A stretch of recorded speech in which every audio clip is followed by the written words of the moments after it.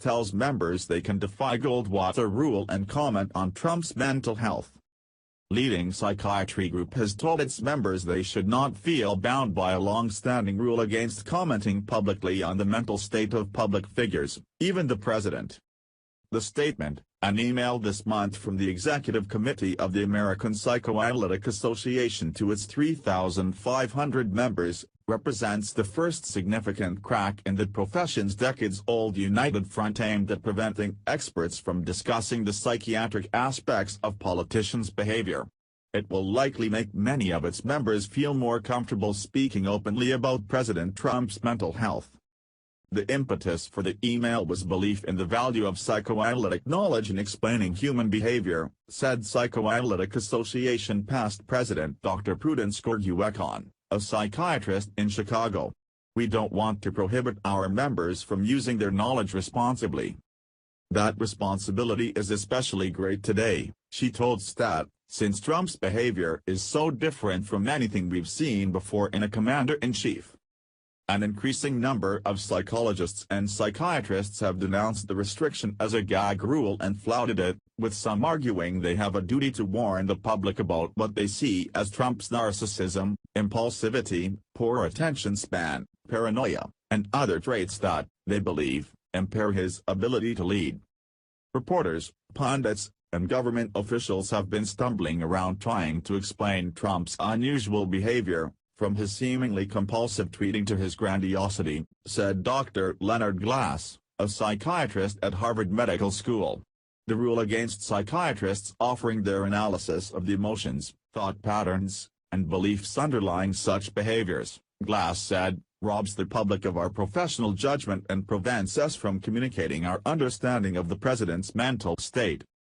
Last week, in an essay in Psychiatric Times, Glass called the prohibition on such communication an unacceptable infringement on my right and duty to discuss issues where the perspective of psychiatrists could be very relevant and enlightening.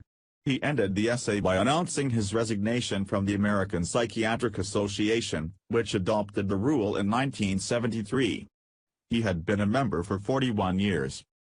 Called the Goldwater Rule, the prohibition on offering opinions about the mental state of public figures was adopted after some psychiatrists answered a 1964 survey on whether Senator Barry Goldwater, the Republican presidential candidate that year, was mentally fit for the Oval Office. The rule states that it is unethical to offer a professional opinion about a public figure's mental health, including the presence or absence of a disorder, without that person's consent and without doing a standard examination. In March, the Psychiatric Association reaffirmed the rule. The group acted despite growing criticism that the Goldwater rule is outdated and even unethical for preventing psychiatrists from pointing out behaviors that raise questions about a government official's mental state.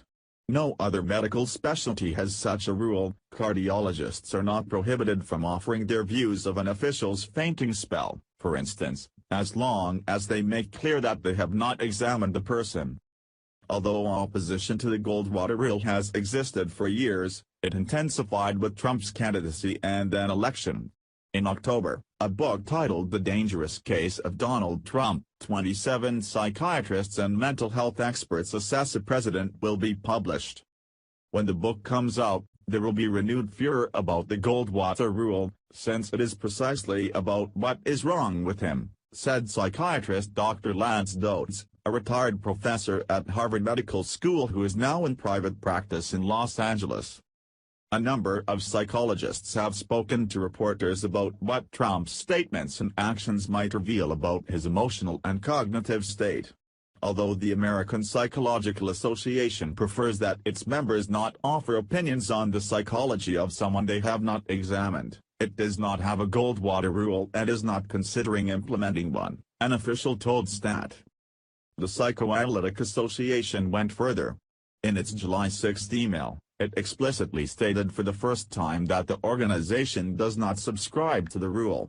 That position had been implicit for years, but the association's leadership has been extremely reluctant to make a statement and publicly challenge the American Psychiatric Association, said one Psychoanalytic Association member who asked not to be publicly identified criticizing the other group. One stated rationale for the Goldwater rule is that psychiatrists need to examine patients in order to properly evaluate them. In fact, for decades the State Department and other federal agencies have asked psychiatrists to offer their views on the psychological state of foreign leaders. Glass pointed out evidence that government officials believe it is possible to make informed inferences about mental states based on public behavior and speech. In the case of Donald Trump, there is an extraordinary abundance of speech and behavior on which one could form a judgment, Glass said. It's not definitive, it's an informed hypothesis, and one we should be able to offer rather than the stunning silence demanded by the Goldwater rule. The Goldwater rule has long been audited that violating it carries no penalties. In principle, the Psychiatric Association could file a complaint with the member's state medical board. That has apparently never happened. Nor has the association ejected a member for violating the Goldwater rule. That is something it, as a private association, would be legally permitted to do. A state agency, however, is subject to the U.S. Constitution, civil liberties experts say, and penalizing psychiatrists for speaking out would likely be a violation of their First Amendment rights. Thank you for watching. What do you think about this? Share this on Facebook and Twitter along with your comments.